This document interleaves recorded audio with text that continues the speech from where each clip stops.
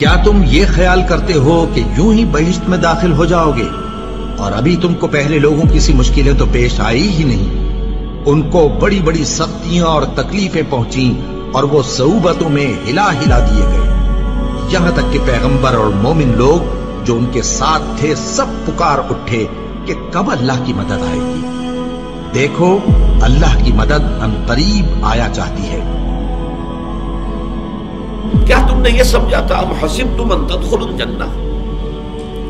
کیا تم نے یہ سمجھا تھا کہ جنت میں داخلہ مل جائے گا، جنت میں داخل ہو جاؤ گے؟ ولما یاتکم، ابھی تک تو تم پر وہ باتیں آئی ہی نہیں، وہ کیفیات، وہ امتحانات، وہ شدائد، وہ مصائب، وہ ابتلاءات آئے ہی نہیں۔ مثل الذین خلوا من قبلکم، جیسے کہ ان لوگوں پر آئی تھی جو تم سے پہلے تھے۔ مستھم البأساء، انہیں گھیر لیا آ کر سختیوں نے۔ سختیاں ہر طرح کی ہو سکتی ہیں، لیکن خاص طور پر باسا کا لفظ آتا ہے فقر اور فاقہ، بھوک کی سختی۔ والضراء، اور تکالیف، کہیں کوئی زخم لگ گیا ہے، کوئی چرکا لگ گیا ہے، کہیں اور طرح کا، کہیں کوئی صدمہ پہنچا ہے، تو چاہے وہ ذہنی تکلیف ہے، نفسیاتی تکلیف ہے، یا یہ کہ وہ جسمانی تکلیف ہے۔ وزلزلوا، اور وہ ہلا مارے گئے،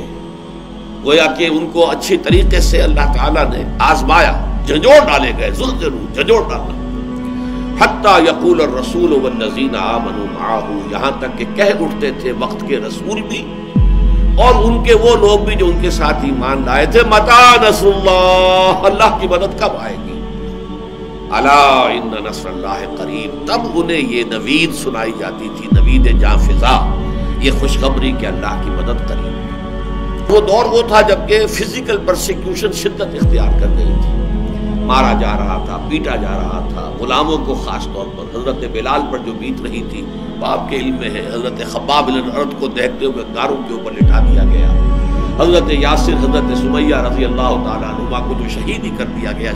شدید ترین ٹارچر کے بعد۔ تو یہ جو حالات تھے کہ جن سے اہل ایمان دو چار تھے اس وقت، تو کچھ لوگوں کے دلوں میں کوئی اشتراک پیدا ہو گیا، ارتعاش سا پیدا ہو گیا ان کے اعصاب میں، اور حضور کے پاس حاضر ہوئے۔ یہ بخاری شریف کی روایت ہے، اور اس کی راوی کون ہے؟ خباب بن الارت، جن کے ساتھ وہ واقعہ پیش آیا تھا کہ ننگی پیٹھ انہیں دہکتے ہوئے انگاروں پر لٹایا گیا تھا کہ وہ پیٹھ کی کھال جلی اور اس کی چربی پگھلی تو اس سے وہ انگارے ٹھنڈے ہوئے۔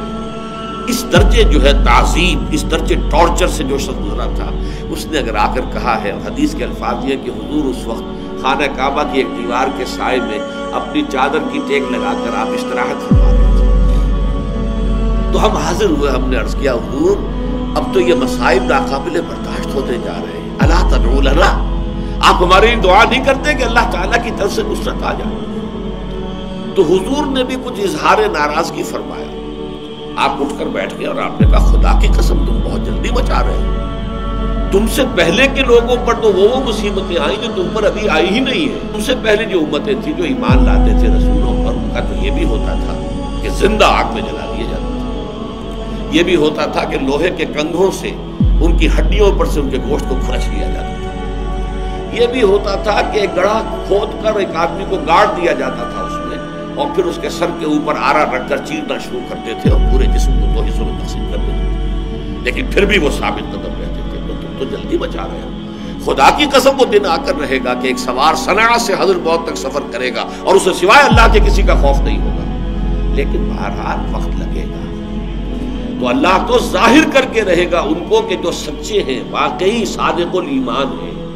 اور ان کو کہ جو جھوٹ موٹ کے ہی مومن بنے پھرتے ہیں، جو حقیقت میں مومن نہیں ہے بلکہ صرف یہ کہ انہوں نے ایمان کا لبادہ اوڑھ لیا۔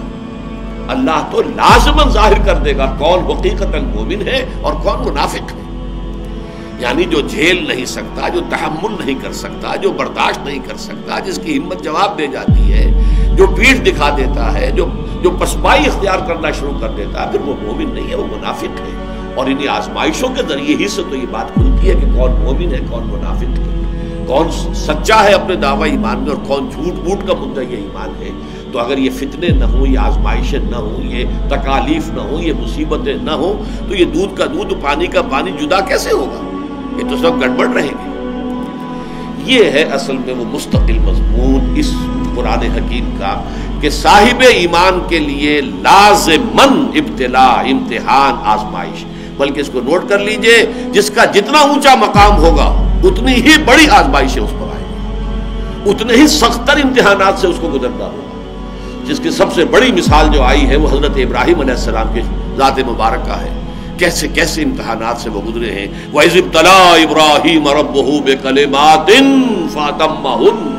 قَالَ إِنِّي جَاعِلُكَ لِلنَّاسِ إِمَامًا، اور یاد کرو جب کہ ابراہیم کو آزمایا ان کے رب نے بڑی بڑی باتوں میں، کلماتن،